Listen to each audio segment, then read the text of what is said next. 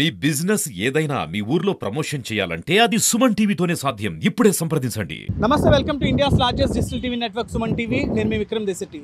ఈ సీజన్లో ధవళేశ్వరం బ్యారేజీకి రెండవసారి వరద పోటెత్తిన పరిస్థితి మనం చూస్తున్నాం.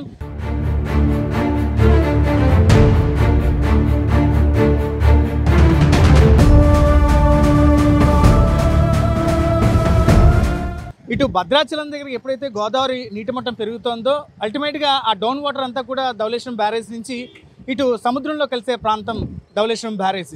ఇక చూసుకున్నట్టయితే ధవళేశ్వరం బ్యారేజ్ దగ్గర 9 లక్షల క్యూసెక్కుల వాటర్, అంటే వచ్చిన వాటర్ వచ్చినట్టు దిగువకైతే పంపిస్తున్న పరిస్థితి మనకు కనిపిస్తోంది. లోతట్టు ప్రాంతాల ప్రజలను ఇప్పటికే అప్రమత్తం చేసిన అధికార యంత్రాంగం పిన్ టు పిన్ మానిటరింగ్ చేస్తున్నారు.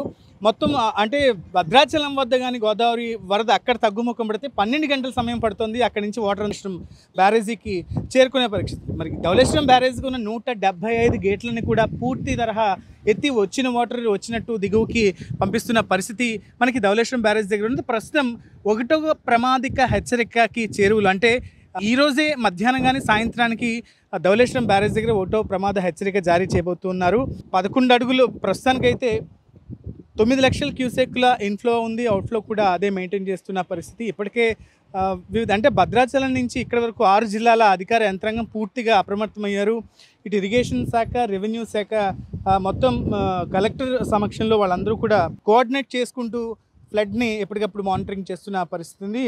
ఇక్కడికి అంటే లోతట్టు ప్రాంతాలైన దిగువ ప్రాంతాలైన ధవళేశ్వరానికి కనకయలంక కాజ్వేలు కావచ్చు, ఇంకో కాజ్వే అన్నీ కూడా నీట మునిగిన పరిస్థితి మనకు కనిపిస్తుంది. ఈ సీజన్లో సెకండ్ టైం ఇప్పుడు ఫ్లడ్ అవుతోంది. మరి ఇది మొదటి ప్రమాద హెచ్చరిక దాటిన తర్వాత, అంటే భద్రాచలానికి సంబంధించి ఇంకా ఎక్కువ వాటర్ వస్తే కనుక ఖచ్చితంగా ఇక్కడి నుంచి 1 నుంచి 2వ ప్రమాద హెచ్చరిక ఉంటుంది. అప్పుడు ఇంకా ఏదైతే లంక గ్రామాలు మొన్న నీటిలో నానిపోయిన లంక గ్రామాలు ఉన్నాయో మళ్ళీ వాటికి వరద ముంపు పొంచి ఉందంటూ కూడా స్థానికులు భయపడుతున్న పరిస్థితి అయితే కనిపిస్తోంది. అధికార యంత్రాంగం ఇప్పటికే చెప్తున్నారు, జాలర్లు ఎవరు కూడా ఈ ఫోర్స్ వాటర్లో వేటకు వెళ్ళొద్దని, అలాగే పశువుల్ని, ఎందుకంటే లంక గ్రామాల్లో ఉన్న పశువులన్నీ కూడా మేతకి అటువైపు తరలిస్తున్న పరిస్థితి ఉంటుంది కాబట్టి ఎవరైతే కాపర్లు ఉంటారో వాళ్ళందరూ కూడా గట్లకే పరిమితం అవ్వాలంటూ కూడా జరుగుతున్న పరిస్థితి. ఏదైనప్పటికీ అటు కృష్ణా కావచ్చు, ఇటు గోదావరి 2 నదులు కూడా ఉగ్ర రూపాన్ని దాల్చడంతో చూసే సందర్శకుల సంఖ్య ఇటు బ్యారేజీ కావచ్చు, అటు కృష్ణా బ్యారేజీ కూడా సందర్శకుల తాకిడి ఎక్కువగానే ఉన్న పరిస్థితి.